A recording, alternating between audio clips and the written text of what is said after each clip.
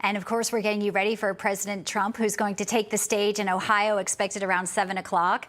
And we will bring it to you live here on Newsmax in its entirety. As you look at Delaware, Ohio, the stage is set. Will be an exciting Saturday night. But right now, we want to talk a little bit about the economy. It's a huge issue. So many Americans are feeling the pain, and the Dow dropping almost 1,000 points just yesterday. That is the biggest single day drop in almost a year and a half.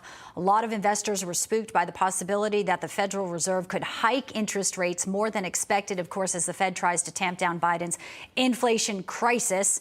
We're joined now by former White House trade advisor Peter Navarro. Peter, as always, wonderful to have you with us, sir. Hey, Bianca. Yeah, that was not an unexpected stock market drop, at least on my end. Back in November, I called a short on the market and a short on the long bond, meaning that I expected both the stock market to go down and long-term interest rates to go up, mortgage rates, credit card rates. The reason for that forecast was simply that the Biden regime has been conducting an economic policy totally opposite to that what we did in the Trump administration to basically build a strong, prosperous economy with zero inflation, rising real wages. We totally gone in reverse. And I don't see a way out unless the Biden regime adopts the Trump policy, starting with a strategic energy dominance. Tonight, I always like to give you the inside scoop on what's going to happen, Bianca. Tonight, this J.D. Vance is very interesting because he wrote a book called Hillbilly Elegy, which was basically a treatise on the deplorables in America, the Trump deplorables. This endorsement by Donald Trump is not a front-running endorsement. It's actually this election, the primary on May 2nd, is going to be the first big test of the Trump big endorsement. The guy who was leading in the polls is a globalist, club of growth kind of guy who's trying to masquerade as a Trumper.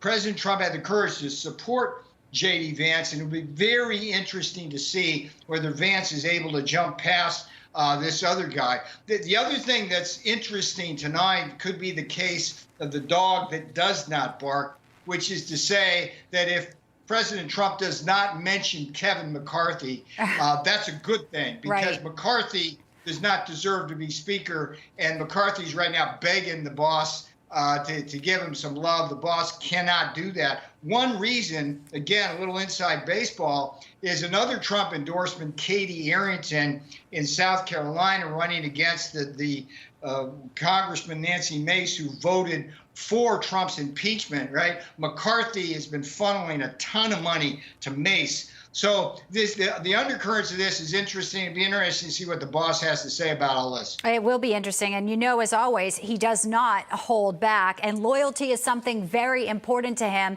And, speaking about the J.D. Vance endorsement, while he did get some pushback, one thing to note is that, it's interesting that J.D. Vance has said, yes, I once said these things, but now I see the policies, I see it worked, and I'm convinced. And it seems that people are really liking that message and saying that people have a right to change their mind. He's not, he's now come over to that. And, Donald Trump Jr. obviously is also really supporting him as well. And do you think that that will also make him probably, go ahead and could be the winner here? Donald Trump Jr. is becoming a force in and of himself in politics. I just saw him just 2 nights ago give a speech, and he's got his old man's genes. That's for sure. And he is tireless in going out and campaigning for the candidates that his father is endorsing. So we'll see. I mean, we know that the Trump record of endorsements is phenomenal. But I want to stress to your viewers, Bianca, that this one is important because there's a guy with a lot of money who was ahead in the polls when Trump came in and endorsed J.D. Vance.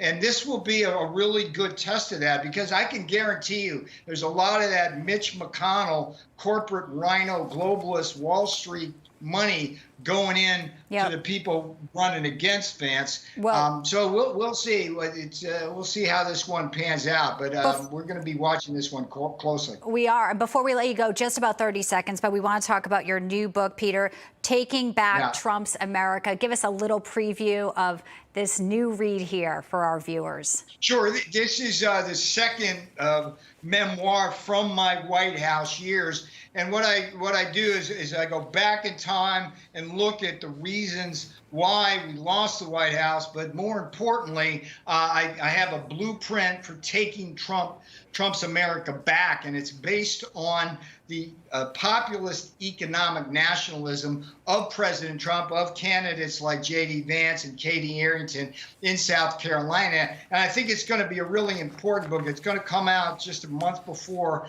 the congressional races in 2022. And one of the things I really strongly advocate is, if President Trump's going to be back in the White House in 2024, we have to take the House back with Trump Republicans in 2022. So that means Trump Republicans like Katie Arrington, not Nancy Mace. Former White House advisor Peter Navarro, always great to have you with us on a Saturday night here, a Trump rally night. Peter, thanks.